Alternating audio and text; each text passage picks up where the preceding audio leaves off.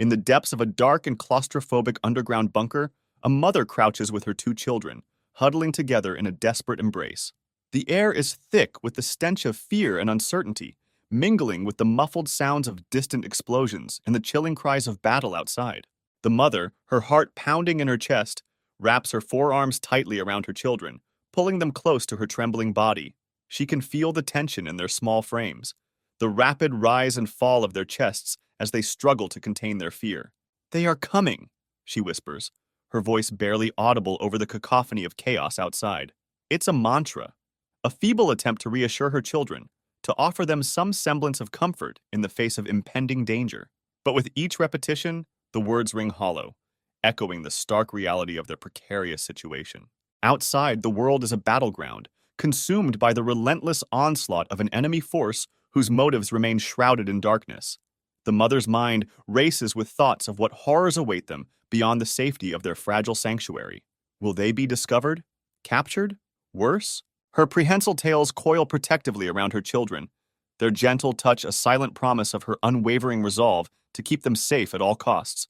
But beneath the facade of strength, she feels the tendrils of fear creeping into her heart, threatening to consume her with every passing moment. As the fighting intensifies, the walls of the bunker tremble with the force of each explosion, sending shockwaves of terror coursing through the mother's veins. She squeezes her children tighter, her breath catching in her throat as she struggles to hold back the rising tide of panic threatening to overwhelm her. "They are coming," she repeats, her voice trembling with emotion. But this time, it's not just for her children's sake. It's a desperate plea, a fervent prayer to whatever gods may be listening, begging for their salvation in the face of imminent peril. And as the sounds of battle draw ever closer, the mother can only cling to her children, her heart heavy with the weight of uncertainty, her soul aching with the knowledge that their fate hangs precariously in the balance. But through it all, she remains steadfast in her determination to shield her children from the horrors of the world outside, to be their beacon of hope in the darkest of times. For in the depths of that underground bunker, amidst the chaos and the fear, as the sounds of battle draw ever closer, one truth remains unshakable. Humans never break their promise to send help. They will come. The mahogany desk was a behemoth, its polished surface gleaming like burnished copper under the ambient lighting. Dr. Alexander Johnson's hands rested upon it, fingers steepled as he reclined in the leather chair, a high-backed throne befitting humanity's highest leader.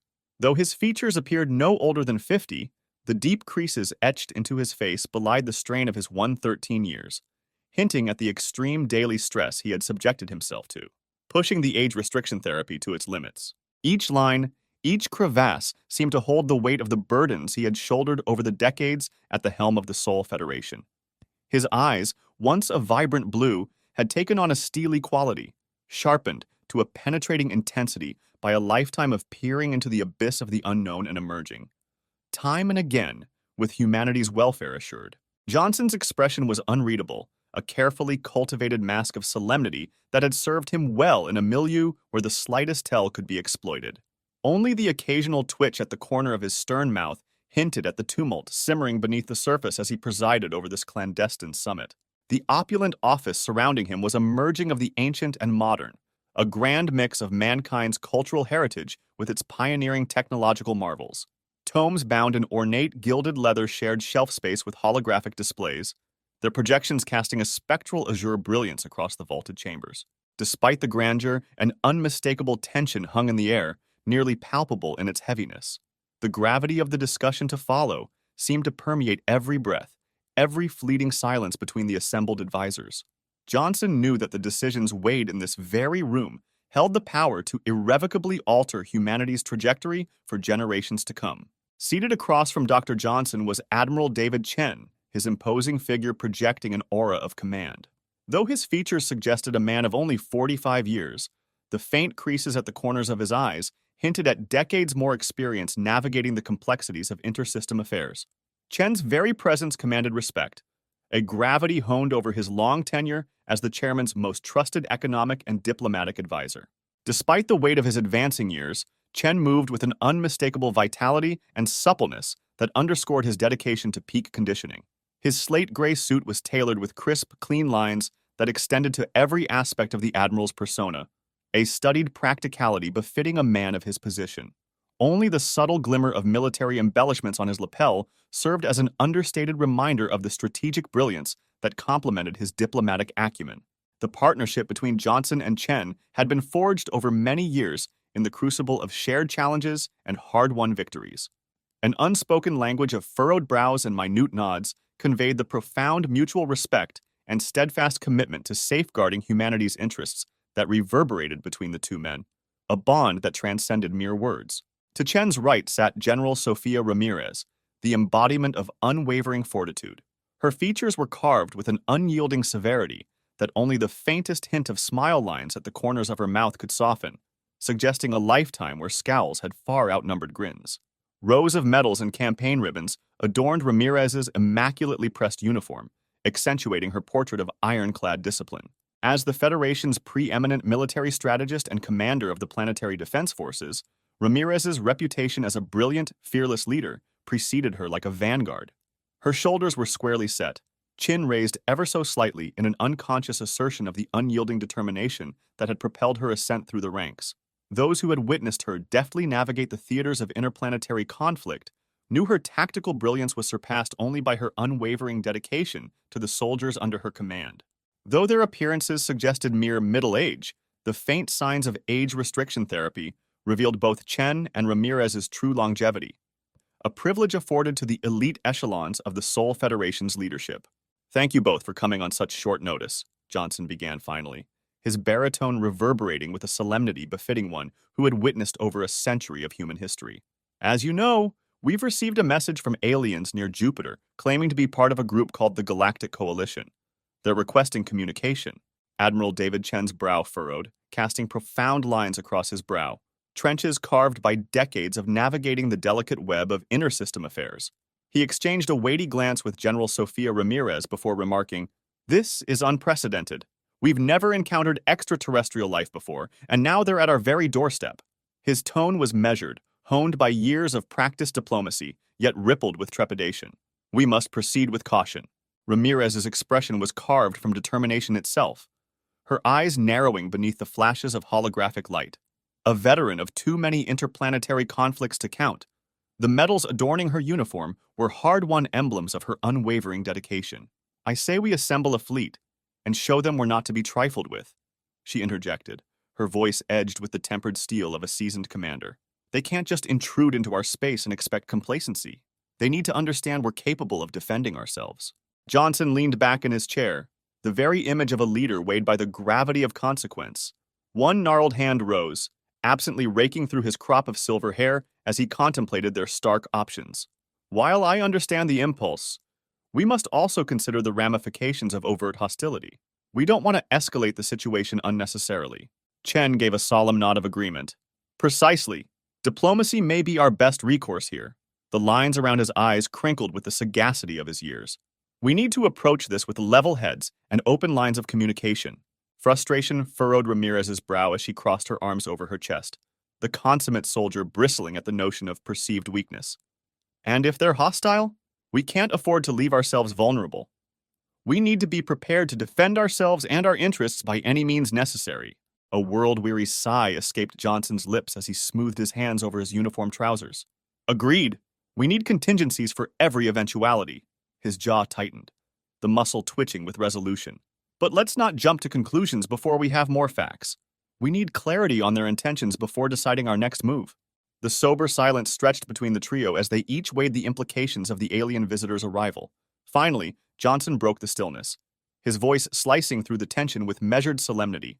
"We must proceed with caution," he intoned, his gaze sweeping between Chen and Ramirez. "While Admiral Chen's optimism for diplomacy is warranted, we cannot simply dismiss General Ramirez's valid concerns over potential threats." The weighted silence was shattered as Admiral Chen leaned forward, the dim holographic light casting his features in an ethereal blue glow. With a steadying breath, he revealed the crux of the unprecedented situation. "We are a cruth ship, representing the Galactic Coalition. We demand immediate communication with your leaders. This is not a request." Chen's voice was clipped as he read the alien transcript aloud, each word seeming to reverberate through the ornate office. General Sofia Ramirez's expression contorted, her full lips pressing into a tight line as her eyes bored into Chen with undisguised disdain. When she spoke, Her tone dripped with derision. This message reeks of coercion rather than genuine diplomacy. We cannot afford to ignore the possibility of ulterior motives behind their urgency. She all but spat the last word, her body tensing like a spring coiled for action. Ever the voice of measured reason, Chen adopted a diplomatic countenance, undeterred by Ramirez's brusque demeanor. Perhaps this is simply their way of conveying the paramount importance of establishing communication. His tone was placating, yet resolute. It could be an invaluable opportunity to forge a relationship with the Galactic Coalition, to further our understanding of the cosmos and expand humanity's frontiers. A contemplative silence settled over the trio as Dr. Johnson absorbed the implications of the jarring message. His brow furrowed, the leathery creases seeming to deepen as he carefully weighed his response.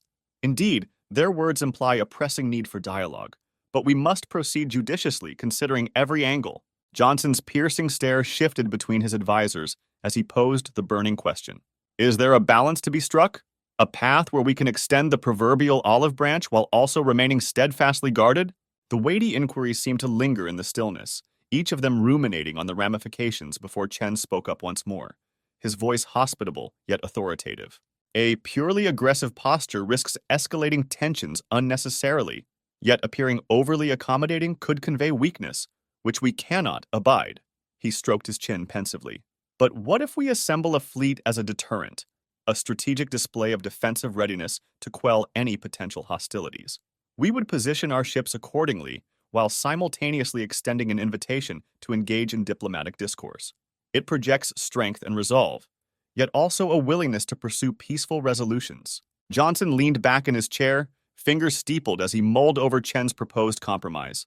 The furrows in his brow seemed to deepen as the weight of the decision bore down upon him, his jaw tensing minutely. Beside Chen, Ramirez remained rigid, her body language radiating visceral skepticism toward the diplomatic approach. Her hands gripped the arms of the chair, knuckles paling as she squeezed in muted consternation. Her intense gaze burned into Chen, the slight clenching of her jaw betraying an instinctive reluctance to deviate from a posture of overt assertiveness. Yet, despite her clear reservations, the seasoned commander maintained an inscrutable mask of steely resolve. Dr. Alexander Johnson straightened in his chair, the plush leather creaking faintly beneath his movements. Admiral Chen, General Ramirez, he began, his baritone reverberating with the assured cadence of one long accustomed to being heated. I believe pursuing a measured compromise offers our best prospect for a peaceful resolution to this unprecedented situation. Johnson angled himself slightly toward the admiral, the faint, arrhythmic tapping of his finger against the desk's glossy surface, betraying his unwavering trust and confidence in the man. Admiral, I'm entrusting you with the immense responsibility of assembling a strategic fleet to intercept these aliens. Though his tone remained level, the merest undulation hinted at an underlying current of cautious optimism. But let me be unambiguous. This is not an invitation to provocation. Your mission parameters are to project an image of strength, yet tempered by judicious restraint. We must avoid escalating tensions through any overt show of hostility. Pivoting with a glacial intensity, Johnson's attention fell upon the stern-faced General Ramirez. Though his voice remained resonant and commanding, his demeanor perceptibly softened as he addressed the wartime veteran's evident trepidations.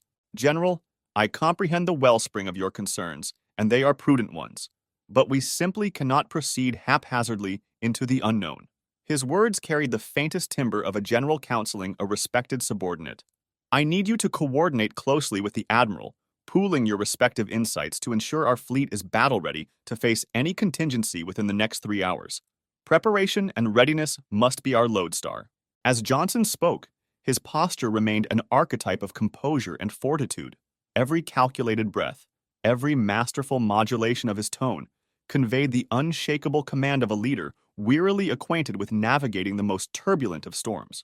With a final, reaffirming nod, he signaled the burden of his confidence being placed squarely upon the shoulders of his two advisors, for their collaborative efforts would chart the course through these uncharted waters.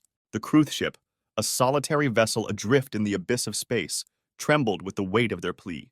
Inside, the crew huddled together, their hearts heavy with fear and uncertainty. The urgent message they had sent echoed in the cavernous halls, a desperate cry for help in the face of impending doom. Captain Varon stood at the helm, his claws clenched so tightly around the console that they threatened to puncture the metal. His eyes darted nervously between the control panel and the inky void beyond, searching for any sign of hope in the vast expanse of darkness.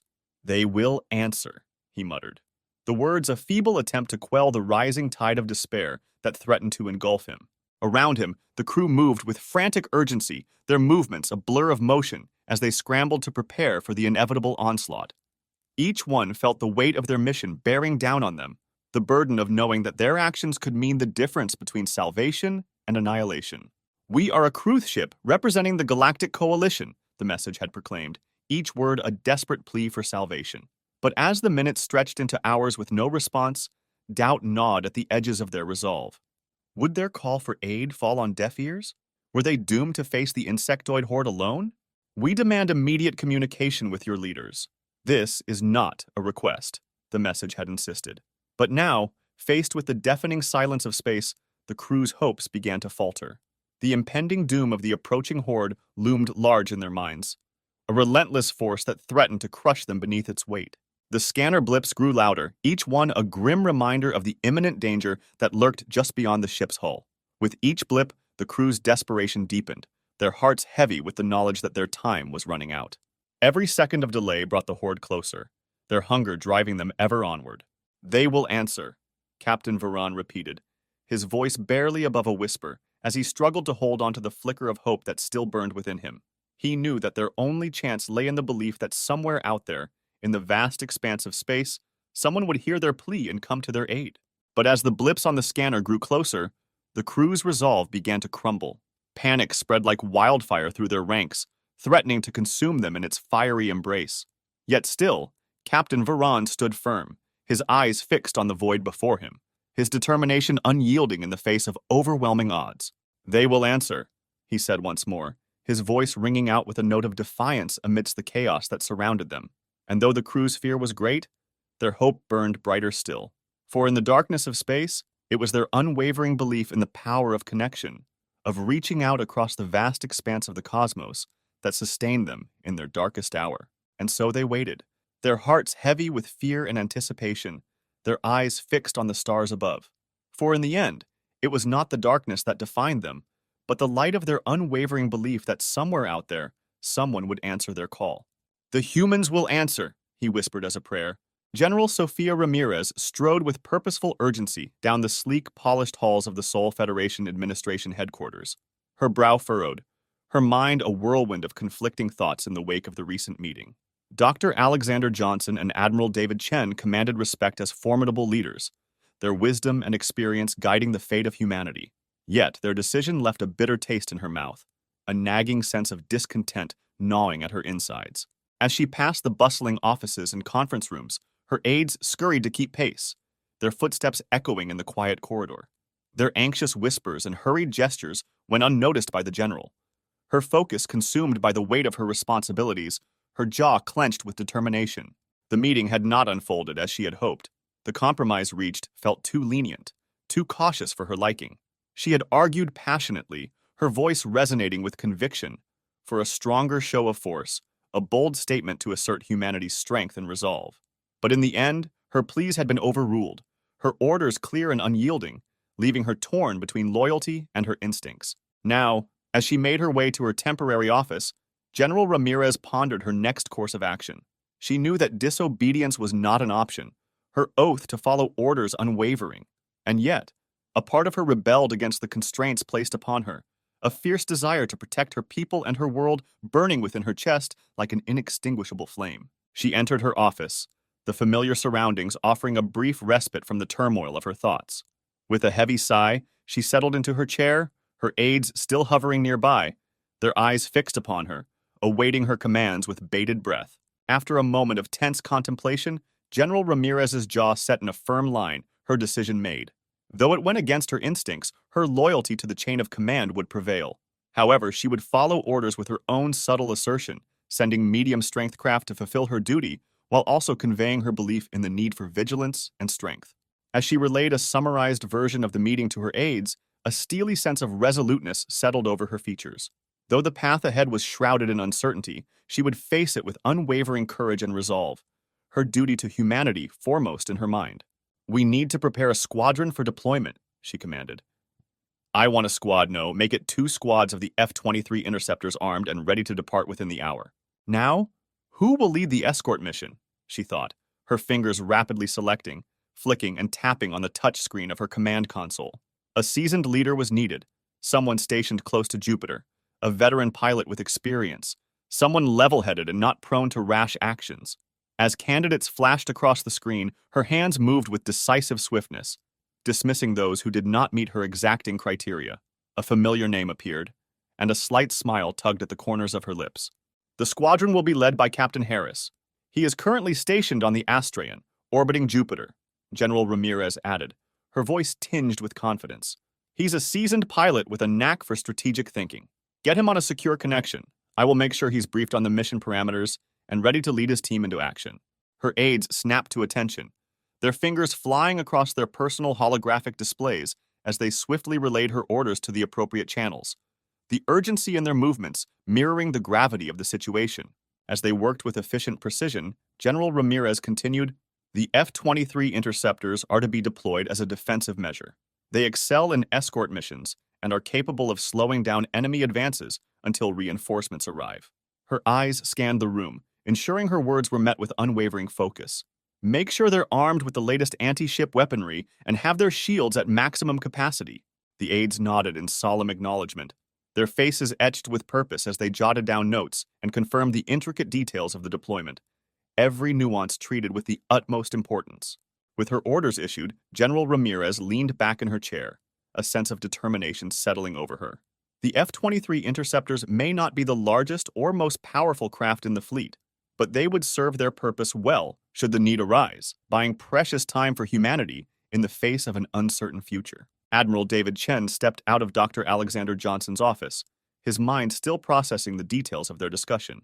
As he glanced at General Sofia Ramirez hurrying down the hallway, a faint smile tugged at the corners of his lips. She was young and eager, with a fiery passion for military strategy that he couldn't help but admire, even if it did border on recklessness at times. Turning his attention back to Dr. Johnson, Admiral Chen offered a nod of farewell. Thank you, Alexander. I'll get to work on our end, he said, his voice steady and assured. Dr. Johnson returned the nod, his expression thoughtful. I'll leave the diplomatic efforts in your capable hands, David. Let me know if you need anything further. With that, Admiral Chen made his way to his own office, his aides trailing behind him like dutiful shadows. They bombarded him with questions about the outcome of the meeting, eager to carry out their orders. Prepare a diplomatic delegation, Admiral Chen instructed them, his tone decisive. We'll need representatives ready to engage with the aliens face-to-face, and get a communications ship prepped and ready to go, with backups in place. We'll be talking to the aliens on multiple fronts in person and remotely. His aides nodded, scribbling down notes and bustling about to fulfill his commands. As they worked, Admiral Chen couldn't help but contemplate the implications of the aliens' discovery on the economy and trade within the Sol Federation. Each colony was intricately interconnected, relying on the smooth flow of goods and resources to sustain their populations and economies. If the delicate balance of trade were disrupted, the consequences would be catastrophic. As the head of trade, Admiral Chen understood the intricate web of dependencies that underpinned the Sol Federation's economy. If farmers stopped farming, food shortages would ensue, leading to famine and unrest. If trade routes were disrupted, essential goods would fail to reach their destinations, resulting in shortages and economic downturns across the colonies. The mere prospect of the aliens' existence threatened to disrupt this delicate balance. Admiral Chen knew that the revelation could incite panic and uncertainty among the populace, leading to widespread disruptions in production and trade. People might abandon their jobs out of fear or devote their resources to preparing for potential threats, further exacerbating the economic strain. As an economist, Admiral Chen approached the situation with a pragmatic mindset, analyzing the potential risks and devising strategies to mitigate them. He understood that maintaining stability and confidence in the economy was paramount, even in the face of unprecedented challenges. He would need to implement measures to reassure the populace, encourage continued productivity, and ensure the uninterrupted flow of trade. Reassuring the populace, encouraging productivity, and maintaining the flow of trade were no small feats, especially in the face of such unprecedented news. Accepting that today will be a long, mentally draining day. He reached for the communicator on his desk, his fingers tapping the familiar sequence to connect him with the heads of trade across the Sol Federation. These individuals held considerable influence over the economic landscape, and their cooperation would be essential in ensuring stability. The phone rang once, twice before connecting. "Good afternoon," Admiral Chen greeted them collectively, his tone measured yet authoritative. "I trust you're aware of the recent developments regarding rumors of aliens. I am confirming aliens are real and they have made contact." Chen paused, taking a breath. "I'll need your assistance in reassuring your constituents and ensuring that production continues unabated. It's imperative that we maintain confidence in our economy and keep trade flowing smoothly. We must demonstrate resilience in the face of uncertainty." There was a moment of silence as the heads of trade processed his words, their minds undoubtedly racing with the implications of this unprecedented situation. Then, one by one, they began to respond, their voices a mix of concern and determination. "We understand the gravity of the situation, Admiral," one of them spoke up, his tone reflecting the weight of the responsibility placed upon them. "Rest assured, we will do everything in our power to maintain stability and productivity." Admiral Chen listened intently as each head of trade voiced their commitment to the cause, offering suggestions and strategies for keeping the economy on track amidst the uncertainty. He interjected when necessary, providing guidance and reassurance to his colleagues. Next, Admiral Chen dialed the leaders of the various unions representing workers across the colonies. These individuals held sway over the labor force, and their cooperation was vital in maintaining productivity and preventing disruptions. "Good morning," Admiral Chen greeted them as the call connected, his voice projecting a sense of calm authority.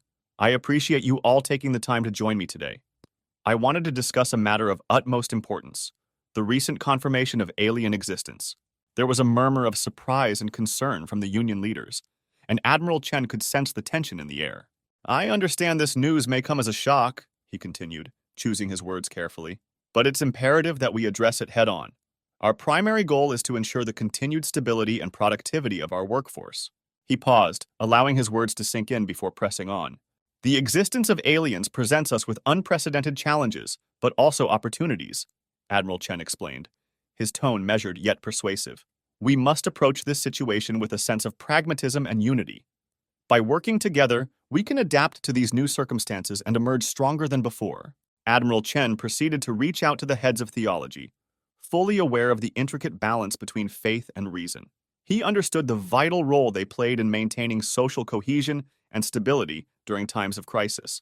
These leaders held significant sway over their followers, making their guidance invaluable in calming unrest and fostering unity.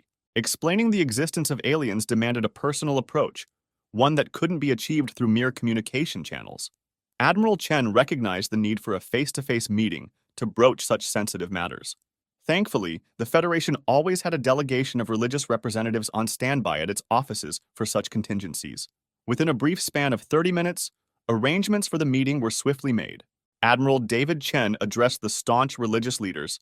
He could sense the tension in the air, thick with uncertainty and skepticism. They had been summoned to discuss the recent revelation of alien existence, a topic that challenged the very fabric of their beliefs. "Good evening," Admiral Chen began, his voice steady despite the palpable unease in the room.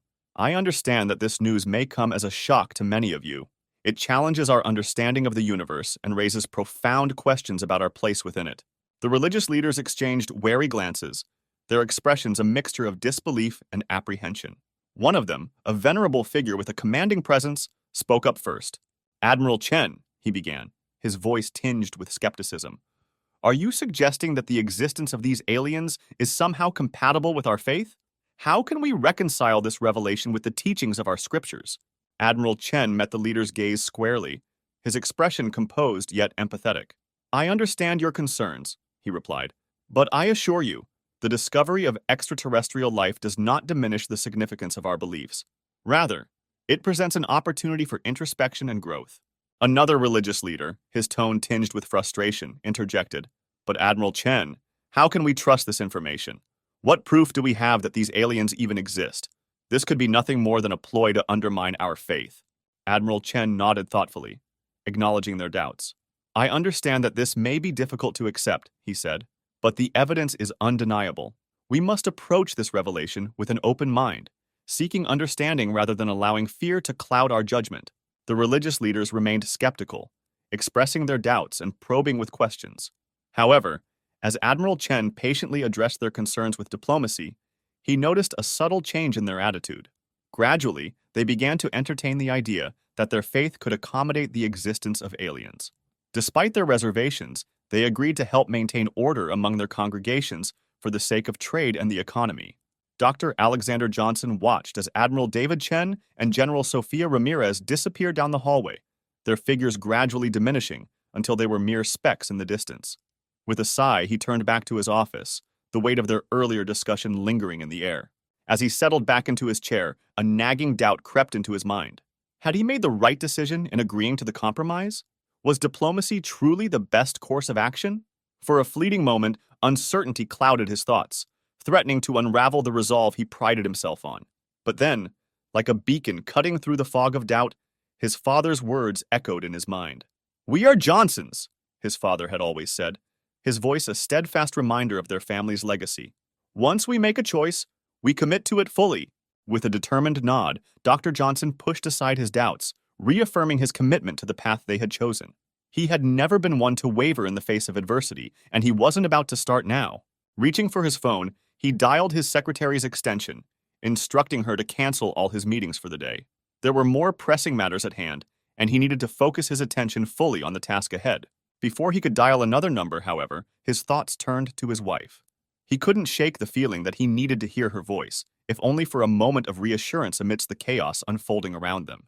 In times of uncertainty, her unwavering support was a source of strength, grounding him amidst the turmoil of their world.